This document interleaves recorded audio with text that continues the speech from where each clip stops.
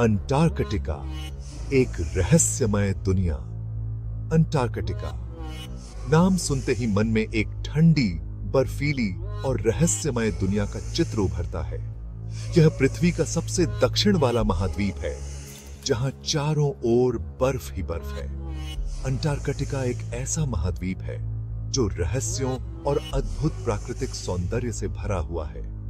यहाँ विशाल बर्फ की चादरें, ऊंचे ऊंचे पहाड़ और विशाल हिमखंड हैं। यहाँ का मौसम बहुत ही कठोर है, जहाँ तापमान 80 डिग्री सेल्सियस तक चला जाता है। लेकिन इतनी ठंड में भी अंटार्कटिका में जीवन है। यह महाद्वीप वैज्ञानिक अनुसंधान के लिए बहुत महत्वपूर्ण है और दुनिया भर के वैज्ञानिक यहाँ आकर पृथ्वी के इतिहास और जलवायु परिवर्तन के बारे में पढ़ते हैं।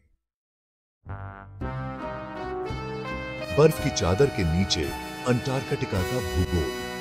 यह महाद्वीप अपने अद्वितीय और कठोर वातावरण के लिए जाना जाता है। अंटार्कटिका का क्षेत्रफल लगभग 1.42 करोड़ वर्ग किलोमीटर है, जो इसे दुनिया का 5वां सबसे बड़ा महाद्वीप बनाता है। यह क्षेत्रफल भारत और चीन के संयुक्त क्षेत्रफल से भी अधिक है। इसका लगभग 28% हिस्सा बर्फ से ढका है, जो औसतन 1.9 किलोमीटर मोटी है। यह बर्फ की चादरें इतनी मोटी हैं कि वे महाद्वीप के भूगोल को छिपा देती हैं। अंटार्कटिका में ट्रांसअंटार्कटिक पर्वत श्रृंखला है, जो महाद्वीप को 2 हिस्सों में बांटती है, पूर्वी अंटार्कटिका और पश्चिमी अंटार्कटिका। यह पर्वत श्रृंखला लगभग 3,300 किलोमीटर लंबी है। सबसे ऊंचा पर्वत विंसन मासिफ है, जो 4,114 मीटर ऊंचा है। यह पर्वत पर्वतारोहियों के लिए एक प्रमुख आकर्षण है, जो इसकी ऊंचाई और चुनौतीपूर्ण परिस्थितियों के कारण यहां आते हैं। अंटार्कटिका में कई ज्वालामुखी भी हैं, जिनमें माउंट एरेबस सबसे मशहूर है, जो आज भी सक्रिय है। माउंट एरेबस की ऊंचाई 397 मीटर है और यह दुनिया के सबसे दक्षिणी सक्रिय ज्वालामुखियों में से एक है। अंटार्कटिका के चारों ओर दक्षिणी महासागर है, जो दुनिया का सबसे तूफानी और ठंडा महासागर है। यहाँ की लहरें और तूफान बेहद खतरनाक होते हैं, जो इस क्षेत्र को और भी चुनौतीपूर्ण बनाते हैं। यहाँ विशाल हिमखंड तैरते रहते हैं, जिनमें से कुछ तो किसी छोटे देश जितने बड़े होते हैं। ये हिमखंड समुद्र में तैरते हुए अद्भुत दृश्य प्रस्तुत करते हैं और नौवहन के लिए खतरा भी बन सकते हैं। अंटार्कटिका में कई झीलें भी हैं, जिनमें से सबसे बड़ी वोस्टोक झील है, जो बर्फ की चादर के नीचे दबी हुई है।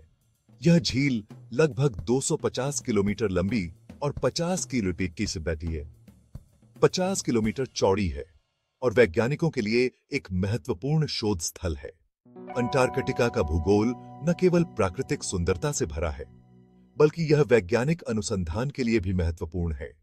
यहाँ कई देशों के अनुसंधान स्टेशन हैं, जहाँ वैज्ञानिक जलवायु परिवर्तन, बर्फ की संरचना और जीव विज्ञान पर अध्ययन करते हैं। इस महाद्वीप पर कठोर परिस्थितियों के बावजूद यहाँ कुछ अद्वितीय वन्यजीव भी पाए जाते हैं, जैसे पेंगुइन और सील। ये जीव अंटार्कटिका के ठंडे और चुनौतीपूर्ण वातावरण में जीवित रहने के लिए विशेष रूप से अनुकूलित हैं। अंटार्कटिका का आकाश भी अद्वितीय है, जहां आप ऑरोरा ऑस्ट्रेलिस या दक्षिणी रोशनी का अद्भुत नजारा देख सकते हैं। यह प्राकृतिक प्रकाश प्रदर्शन अंटार्कटिका के ठंडे और साफ आकाश में एक जादुई अनुभव प्रदान करता है। अंटार्कटिका का भूगोल और वातावरण दोनों ही अद्वितीय और आकर्षक हैं। यह महाद्वीप हमें प्रकृति की शक्ति और सुंदरता का एक अद्वितीय दृष्टिकोण प्रदान करता है।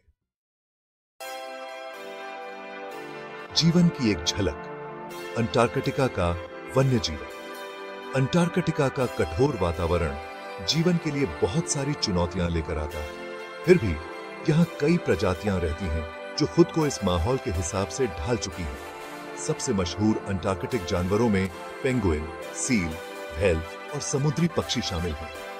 अंटार्कटिका में पेंगुइन की कई प्रजातियां पाई जाती हैं, जैसे कि सम्राट पेंगुइन, एडिली पेंगुइन और जेंटू पेंगुइन। पेंगुइन ठंड से बचने के लिए समूहों में रहते हैं और मछली, क्रिल और स्क्विड खाते हैं। सील भी अंटार्कटिका के ठंडे पानी में रहने के आदी होते हैं। वे अपने मोटे ब्लबर के कारण गर्म रहते हैं और मछली, क्रिल और स्क्विड का शिकार करते हैं। अंटार्कटिका में कई प्रकार की व्हेल भी पाई जाती हैं, जिनमें हम्पबैक व्हेल, मिंक व्हेल और ऑर्का शामिल हैं। सेक्शन 4, मानव उपस्थिति, अनुसंधान केंद्र और उनके निवासी। अंटार्कटिका, जो पृथ्वी का सबसे ठंडा और निर्जन महाद्वीप है, यहां पर मानव उपस्थिति का एकमात्र कारण अनुसंधान है। अंटार्कटिका में कोई भी हमेशा के लिए नहीं रहता। यहाँ का वातावरण इतना कठोर है कि यहाँ स्थायी रूप से रहना असंभव है। हाँ, यहाँ कई देशों के स्थायी अनुसंधान केंद्र जरूर हैं, जहाँ वैज्ञानिक और उनके साथ काम करने वाले लोग रहते हैं और काम करते हैं। ये लोग यहाँ पर कुछ महीनों से लेकर 1 साल तक रहते हैं और फिर अपने देश लौट जाते हैं। ये अनुसंधान केंद्र अलग अलग विषयों पर शोध करते हैं, जैसे कि जलवायु परिवर्तन, भूगोल, जीव विज्ञान और खगोल विज्ञान। जलवायु परिवर्तन के अध्ययन के लिए वैज्ञानिक यहाँ के बर्फ के नमूनों का विश्लेषण करते हैं, जो हजारों साल पुरानी जलवायु की जानकारी देते हैं। अंटार्कटिका में सबसे बड़ा अनुसंधान केंद्र मैकमुर्डो स्टेशन है, जो अमेरिका चलाता है। यह स्टेशन अंटार्कटिका के रोस द्वीप पर स्थित है और यह वैज्ञानिकों के लिए एक प्रमुख केंद्र है। यह स्टेशन 1200 से ज्यादा लोगों के रहने की जगह है और इसमें एक बंदरगाह, एक हवाई पट्टी और बहुत सारी प्रयोगशालाएं हैं। यहाँ पर वैज्ञानिकों के लिए सभी आवश्यक सुविधाएं उपलब्ध हैं, जैसे कि रहने के लिए कमरे, भोजनालय और मनोरंजन के साधन। दूसरे बड़े अनुसंधान केंद्रों में Amundsen Scott South Pole station America, Vostok station रूस और केसी स्टेशन ऑस्ट्रेलिया शामिल हैं। ये सभी केंद्र अपने अपने देशों के वैज्ञानिकों के लिए महत्वपूर्ण हैं और यहाँ पर विभिन्न प्रकार के अनुसंधान किए जाते हैं। अंटार्कटिका में काम करने वाले वैज्ञानिकों और उनके साथियों को बहुत ही कठिन परिस्थितियों का सामना करना पड़ता है। यहाँ का तापमान अक्सर 60 डिग्री सेल्सियस से भी नीचे चला जाता है और हवाएं इतनी तेज होती हैं कि चलना भी मुश्किल हो जाता है। उन्हें बहुत लंबे समय तक अंधेरे या फिर सिर्फ उजाले में रहना पड़ता है और उन्हें बहुत तेज ठंड और हवाओं से भी जूझना पड़ता है। यहाँ की सर्दियां बहुत लंबी और कठोर होती हैं, जबकि गर्मियों में सूरज कभी नहीं डूबता। इन कठिन परिस्थितियों के बावजूद वैज्ञानिक अपने अनुसंधान को जारी रखते हैं और मानवता के लिए महत्वपूर्ण जानकारियां जुटाते हैं।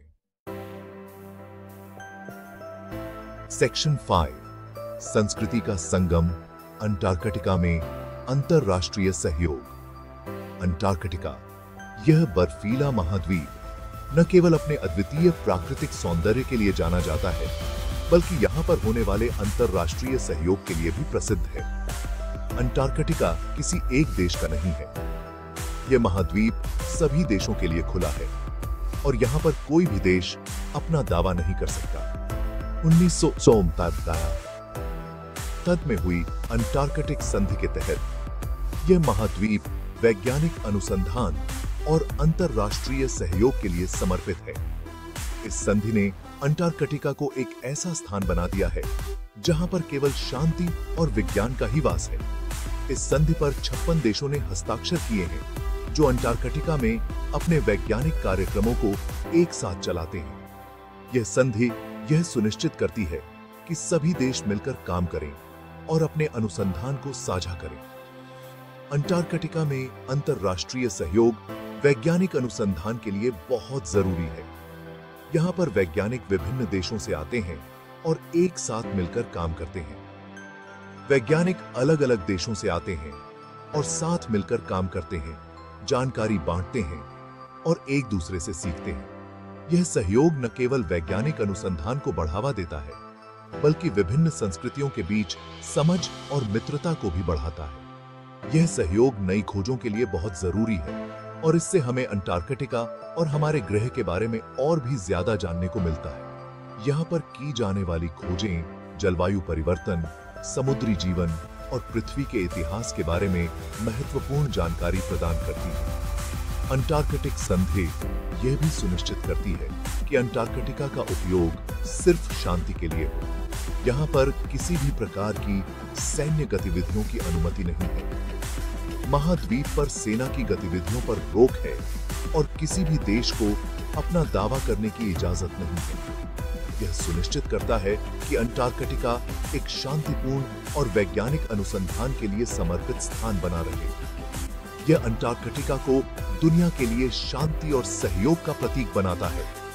यहाँ पर विभिन्न देशों के वैज्ञानिक एक साथ मिलकर काम करते हैं और यह दिखाते हैं कि जब हम एक साथ मिलकर काम करते हैं तो हम क्या कुछ हासिल कर सकते हैं। अंटार्कटिका में होने वाला यह अंतरराष्ट्रीय सहयोग हमें यह सिखाता है कि हम सभी एक ही ग्रह के निवासी हैं और हमें मिलकर इसके संरक्षण और अनुसंधान के लिए काम करना चाहिए।